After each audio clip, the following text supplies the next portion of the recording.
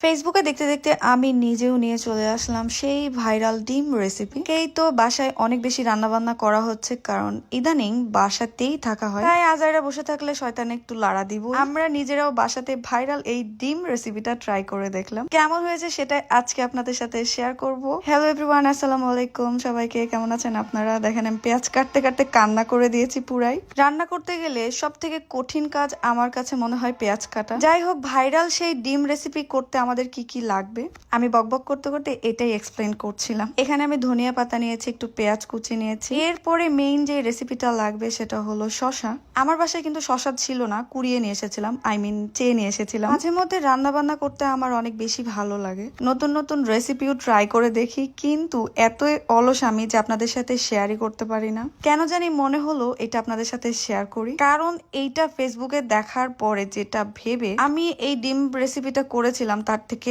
আরো অনেক বেশি স্বাদ হয়েছিল গাইস। জিভেতে জল চলে আসছে আমার এখনই। আমি যদি অলস না হইতাম প্রতিদিন এটা বানায় খাইতাম, আর কেউ যদি বানায় দিত তাহলে তো কোনো কথাই ছিল না, আমি 3 বেলা ভাতের মতো করেই খাইতাম। তো এই রেসিপির জন্য তো বলেই দিলাম ধনিয়া পাতা, পেঁয়াজ কুচি, শসা, এবং আমি একটু স্বাদ বাড়ানোর জন্য গাজর কুচিও দিয়ে দিয়েছিলাম। আর গাইস, আমি এভাবে বসে আছি বলে কেউ টিচ করবেন না, আমি খুব স্বাচ্ছন্দ্য বোধ করি যেভাবে ইচ্ছা সেইভাবে কাজ করতে। ডিম রেসিপির স্বাদ বাড়াইতে কিন্তু তেঁতুলের আচার লাগবেই, আর আমি এটা তেঁতুলের আচার তো দিয়েছি, সেই সাথে কেনা প্রাণ যে তেঁতুলের আচার ছিল সেটাও দিয়ে দিয়েছি, যেন এক্সট্রা আর একটু স্বাদ বাড়ানো যায়। তো আচার দেওয়ার পর দিস ইজ দা লুক।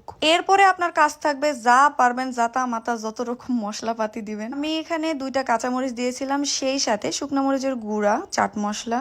আর এমনিতেও যে কোনো রেসিপিতে চাট মশলা দিলে এটা স্বাদ কিন্তু দ্বিগুণ বেড়ে যায়। ওয়েট আরেকটা জিনিস অ্যাড করতে হবে, সেটা হলো সস। আমি এখানে টমেটো সস দিয়েছি স্বাদটা বাড়ানোর জন্য। আপনারা চাইলে চিলি সসও দিতে পারেন যদি ঝাল বেশি খান, নয়তো প্রয়োজন নাই। আর পরিমাণ মতো লবণ নিয়ে নেবেন। তারপরে আমি এখানে একটু জিরা গুঁড়া এবং ধনিয়া গুঁড়াটা অ্যাড করে দিয়েছিলাম, এইটা আমার ফ্লেভারটা ভালো লাগে তাই দিয়েছি, আপনাদের ভালো না লাগলে স্কিপ করতে পারেন। এখন এই সবগুলো উপকরণ একসাথে দিয়ে দইলা মচ্ছিরা মাখাইতে হবে। ও আমি এখানে সরিষার তেল দিয়েছিলাম, এটা বলতে ভুলে গিয়েছি একদম। আমি এটা মাখাইতে মাখাইতে যে ফ্লেভারটা পাইছিলাম, নিজের জিভে নিজেরই জল আসতেছিল। আমি টক না খাওয়া একটা মানুষ, তবুও সেদিন এত মজা করে খেয়েছিলাম। আর হ্যাঁ, ডিম রেসিপির জন্য আপনাকে ডিম আধা করে সেদ্ধ করতে হবে, বাট আমি সেদ্ধ করতে গিয়ে ফুল সেদ্ধ করে ফেলছিলাম। যাই হোক, ব্যাপার না, টেস্ট তো আর কম হয় নাই। এটার জন্য আপনাকে সেদ্ধ ডিম ছিলে নিয়ে ভালো করে হালকা নাইফ দিয়ে কেটে নিতে হবে। তারপরে মাখানো মশলাগুলো ডিমের মধ্যে দিয়ে দিবেন। যদি কেউ সেদ্ধ ডিম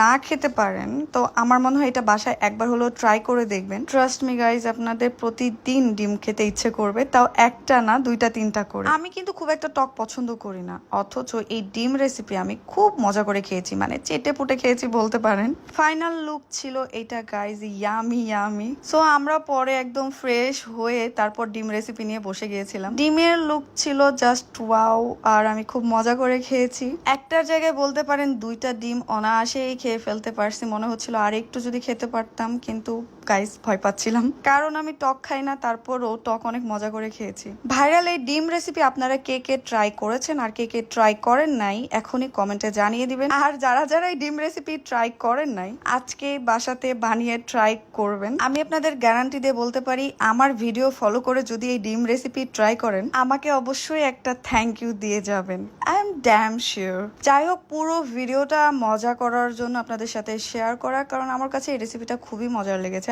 আসলেই। সো আপনাদের এই ভিডিওটা কেমন লাগলো অবশ্যই কমেন্টে জানাতে ভুলবেন না। আজকের ভিডিও এই পর্যন্তই, বাই বাই, আল্লাহ হাফেজ।